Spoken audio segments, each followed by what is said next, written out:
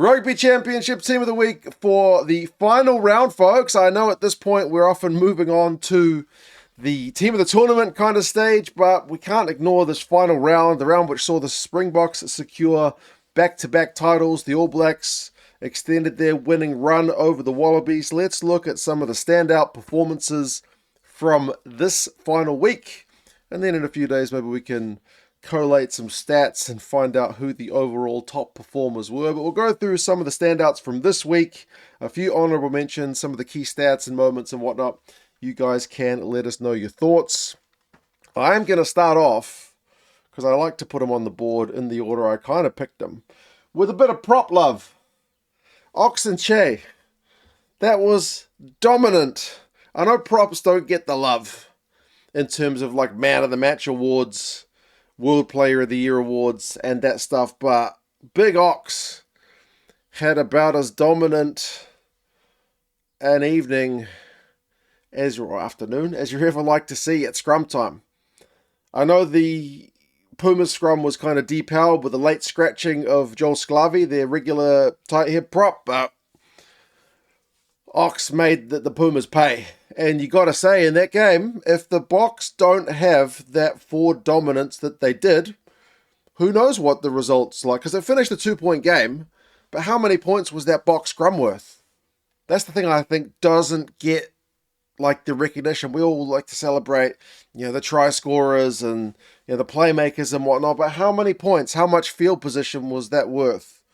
Ox doesn't have flashy stats. He's got no runs, apparently, which is unusual for the big man, but 6 from 6 tackles, he makes them all, a couple of passes, and key one that I always harp on about with the props, he doesn't concede any penalties, but you better believe the guy he was scrummaging against did. So, Big Ox, I don't know how many points he's worth. I think if you went back and analysed the game, looked at every penalty, how many points were directly slotted from scrums, how much field position and whatnot was gained from that, but worth his weight in gold for sure for the Springboks. Second guy I'm going to go with is a Kiwi. I'm going to go with Quinn Tupaia. And it's got me slightly optimistic about the state of the All Blacks midfield, which has been in a little bit of a state of flux for a while. Who's our best combo? ALB's been there, Rico's been there, Geordie's come back from Leinster. We got Lester Fainganuku. Should he be playing on the wing? Should he be playing centre? Quinn Tupaia's been on the bench, sometimes coming on 12-13. What should he be? Well, Geordie as the kind of playmaking 12 and Quinn Tupaia as that wrecking ball direct carrier. That might seem to work. It's only one game. It was against the Wallabies in Perth in the wet, but initial signs are good. 2 tries to Quinn. One with a bit of footballing skills after Geordie had that kick through. He's able to control it with his feet and finish it off. And the other one is just a big carry after Will Jordan's gone quick from a penalty. A big fend on Tom Hooper, gets rid of him, shows some power. And it's not just his own tries, like if you think about the Leroy Carter try, it was a line-out set play. Who has the big carry to get the All Blacks over the advantage line, which then allows Carter to score the try? It's Quinn Tupaia. So if you want a guy to run it hard and run it straight, get over the advantage line, I feel like Quinn is the guy. He finishes with 3 clean breaks in this game, which is equal first of the entire week. A couple of defenders beaten, 7 from 8 tackles. He does have 1 turnover conceded where he gets whacked by Suali'i, and that ball bobbles loose and could have gone pretty haywire, but for the All Blacks' sake, it's a pretty lucky one. But yeah, overall, Quinn, you feel like did pretty well. Another guy who's in the 2 tries club, Corbus Reinach, obviously he gets man of the match in that one. Fair play. Give the man of the match to the guy who scores 2 tries and has a heap of touches on the ball instead of the prop. That's fine. I understand it. And his 2 tries are pretty good. One of them, when that Springbok scrum is doing its thing, you would normally expect Visa, the number 8, to control it with his feet. Maybe the scrum gets the credit for the try. Doesn't do it. The ball bobbles out, but he's got to be Johnny on the spot to quickly, assess the situation, rectify it, grab the ball, go over for a try himself. So he does that. And then the other one is a proper halfbacks kind of snipe. So, yeah, Couple of tries for Corbus Reinach after he'd copped a fair bit of stick the week before for a couple of errors from some Bok fans with high standards, to be fair. But yeah, he bounced back really well. 5 runs, 9 meters is not the traditional kind of Corbus Reinach stats, because he's usually like a guy who gets into some open field and puts the hammer down, but those numbers are fairly quiet. But 61 passes, 8 kicks, keeps the Bok pack moving around with the forwards on the front foot. Makes him look good, doesn't it? But yeah, they certainly gave him a platform and he was able to make the most of it. 5 from 6 tackles, doesn't concede any penalties. Just the 1 turnover conceded when you've had as many touches as he did. Pretty bloody good outing from him. And then another 2-try man, Malcolm Marx. I think they mentioned that he's the top try-scoring South African forward. And his try-scoring run goes on. 2 from him in this one. 1 when he spins out of the back of that maul. And it's Reinach who's kind of helping him to stay in the field of play. But he goes over probably without Reinach's help as well. But Reinach was still there lending a helping hand. And then 1 from a pick and go. So a couple of traditional hookers tries. Well done from him for taking them. 10 runs, 28 meters. Again, pretty good numbers for a hooker. You're getting decent kind of meters per carry. Beats a defender. Only has the 1 pass. The Bok lineout was pretty reliable this week as well. And they finished at like 91% between him and Bongi, so that's really pleasing. And his turnover game. Wins 2 turnovers, which was the most of the game, which is definitely one of the elements of Marx's game that sets him apart from some of the other hookers around the world. Like, not only does he have the carries and the tries, the line out, when it goes right, looks good, but he's also got that game on the ground, which he did really well. He did concede 1 penalty. I think he won 2 turnovers and got pinged when he was going for a 3rd. But yeah, pretty good work from Malcolm. Another 2-try man. Goodness me, there were so many double braces this week. Batista Delgui for the Argentinians scored a couple. He's got some fleet footwork.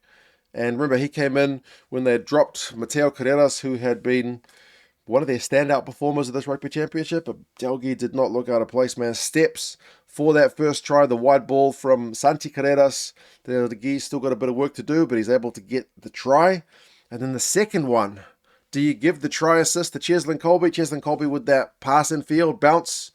And this guy has got the awareness to pounce on that ball, put the hammer down and go over for a second, potentially keep Argentina in the game. So 2 well-taken tries. He finishes with 9 runs for 114 meters. He's your top meter guy for the week. Proper dangerous. 3 clean breaks with Tupaia. He's first equal for that. Breaks 4 tackles, makes 6 from 6 of his own. I think it was on his wing that Malcolm Marx scored the try. He didn't miss the tackle on Marx, but he just couldn't stop him. Ran out of real estate. But yeah, 1 pass from Delgui, 2 tries. Pretty good effort from him. Haven't got any Aussie on the board yet. I'm going to chuck Fraser McCright on here. And speaking of kind of work at the breakdown, the Aussies at the Eden Park match were a little bit frustrated not getting the rewards from the referee at the breakdown. Well, Fraser McCright was getting plenty of pay from Matt Carley, and rightly so. When that guy gets over the ball, he is just so tough. It was a little bit frustrating sometimes to see the All Blacks get isolated runners near this guy. Just don't do it, because he will turn you over. He won 3 turnovers this week, which is the top guy of both of the games. He finishes with 26 meters from 7 runs, which for a Lucy is not bad. He is certainly one of those guys who is ever present in open play. 10 passes, again, really high for a loose forward. Finishes with a line-out win as well. Doesn't concede any penalties, which when you're an open side flanker, it's generally a tick in the box, because you're often putting yourself in a position where you might get penalised. He only has 9 tackles out of 12, which is for him low. He usually has higher numbers in terms of the pure count and higher numbers in terms of the completion rate, but still overall he was very, very good. Next, I'm going to chuck another Bok guy here. Sasha Feinberg Ngomazulu. It's a weird one this week, because I think he's clearly the best 10 again. But you can't help but compare him to himself from the week before.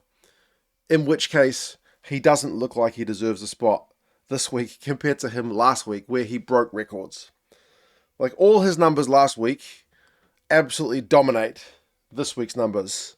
But this week, he's still very, very good in the context of this week itself, but it is hard to kind of compartmentalize that in your mind. He finishes with 9 points, which is less than like the 37 that he got last week. But, 3 conversions, penalty. And his running game still got going. I think he's second for run meters this week, and he's the 10. Like, the Pumas still gave that guy too much space. 100 run meters from 12 carries from your 10 is very, very dangerous. You cannot be allowing the opposition 10 to run that much. But he makes it really hard. Couple of clean breaks, 5 defenders beaten as well. He is a hard guy to bring down. He's an elusive ball carrier. He's got the gas. He's got the power. He just seems to be in that mold where he can do a bit of everything. He makes 6 from 7 tackles, so defensively pretty sound.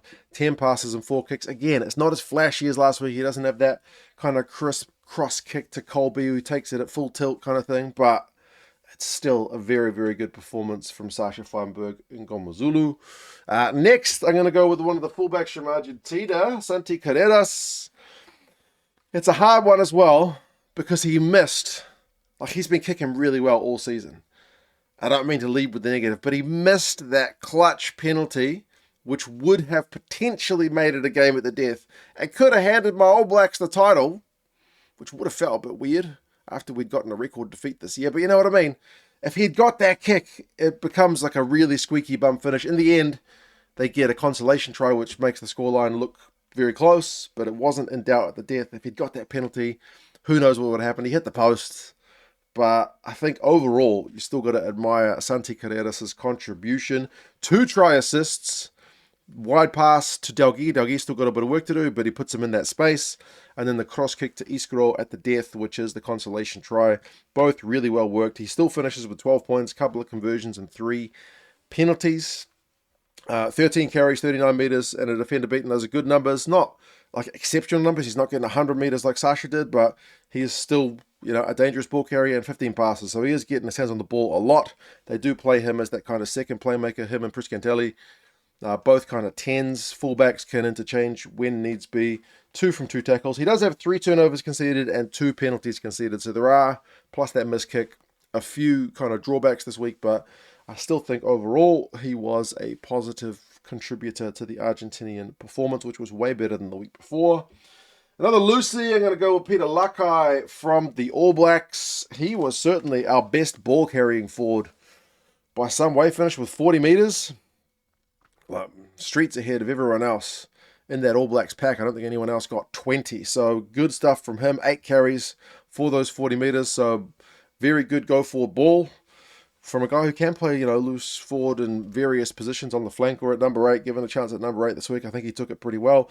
Beats 3 defenders and makes 14 from 15 tackles. So offensively, get and go for ball over the advantage line.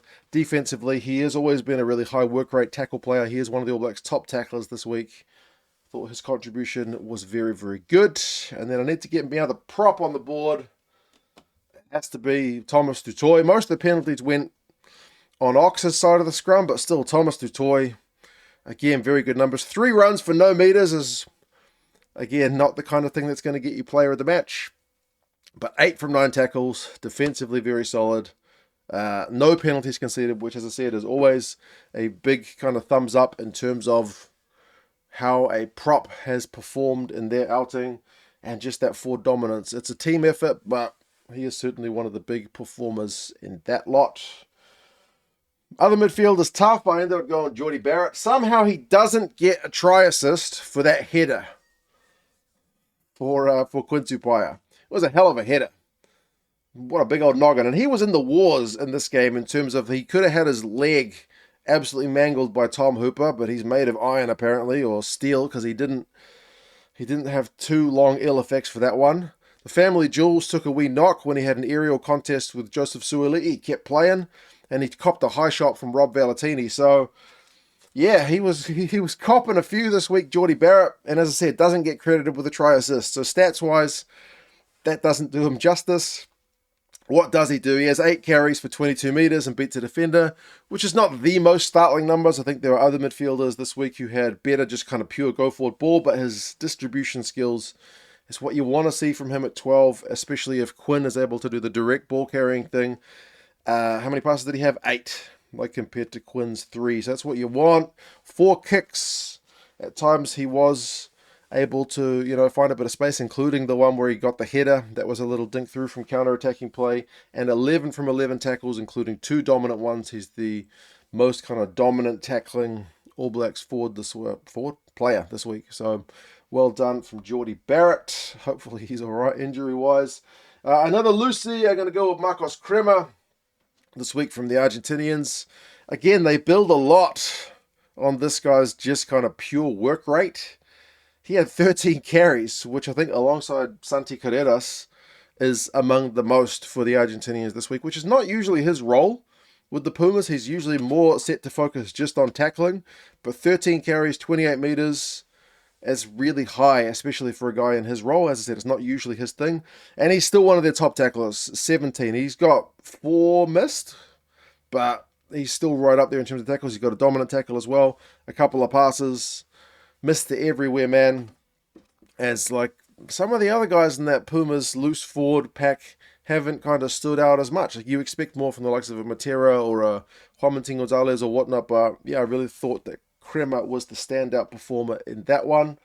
Haven't got any locks on the board yet. I'm going to go Fabian Holland from the ABs. He was a late inclusion after the injury to Tupolvai. I think he still looks good, especially when Scotty Barrett's like conceding 3 penalties in the first half and Holland doesn't concede any. Makes him look good. Obviously different player. 4 runs, 9 meters. Perfectly acceptable for a lock. You don't get that many meters per carry from the big fellas, but he's over a meter a carry.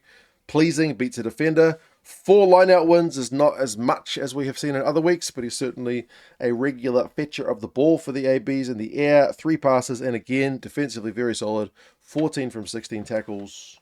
Pleasing from him. And the other lock, I know they both wear the 5 jersey, but Ruan Nokia from the Boks still continues to be that high work rate guy. I still don't think he's a favorite with some of the Springbok fans, but he's a good player, man. 11 from 13 tackles, defensively very solid. Doesn't concede penalties, which is always a pleasing one from your type 5 guys. 5 passes and 5 line-out wins. He is your top line-out option this week for the Boks in a line-out, which was, as I said, very good. 7 runs for 5 meters is kind of more what you expect from a lock. He often gets overshadowed by like the silky skills of Archie Snyman or the pure physicality of a guy like Eben Etzebeth, but still, for what he does, Ruan Nokia is a very good player. And then left wing, I've chucked in Filippo Dalgunu. They've had a bit of a revolving door thing with some of their backline positions this Rugby Championship, and it's included the wings, but Filippo still looked dangerous. 87 meters is the top ball carrier for the Aussies in terms of go forward, and one of the top guys this week. He gets a clean break, beats a defender. He has 14 carries, was certainly busy for work, and 4 passes. Really trying to get his hands on the pill, get some involvements. He makes 7 from 9 tackles, which again from a winger is very busy around the park. Doesn't concede any penalties, doesn't have any turnovers conceded. Generally looked dangerous all night over in Perth. A few honourable mentions. Fletcher Newell for the ABs was pretty good. Huge tackle count. He didn't concede the penalties that the likes of a Tamaiti Williams did. Peter Steptoe was once again very busy around the park for the Boks. Likewise, Jasper Visa. Big direct carries from that guy and a bunch of tackles at number 8. Harry Wilson, and speaking of number 8s, was also very good. He's still got all those elements of his game. As he's leading the Wallabies guys around the park. Rubiolo had a high tackle count for the Pumas in terms of another lock. Paddy Tuipulotu came off the bench and added some value for the ABs, you feel, especially at line-out time. Cam Roigard had another impressive week, even if he didn't get a couple of tries like he did the week before. Damien Delende is probably your other best candidate at 12 because he was getting some really big old meters at number 12. Lester Fainganuku looked dangerous, although a few of his moves kind of ended in knock-ons, which was unfortunate. And Will Jordan was also sparking the All Blacks attack from fullback, so some pleasing signs. That's the team of the week for that final round. I'll burrow my head down into some rugby stats over the next couple of days and see if we can see any trends and whatnot for the top performers of the tournament. Give me a bit of time. I want to do that properly. Fingers crossed it'll be enjoyable, but this is the team of this final round. You guys let us know your thoughts. Subscribe to the channel if you've enjoyed the Rugby Championship coverage. I'm trying to crack on to get to 100k. If you could help me out there. If you enjoyed the vid, please feel free to subscribe. You guys take care of yourselves, and yeah, I'll talk to you guys again soon. See you later.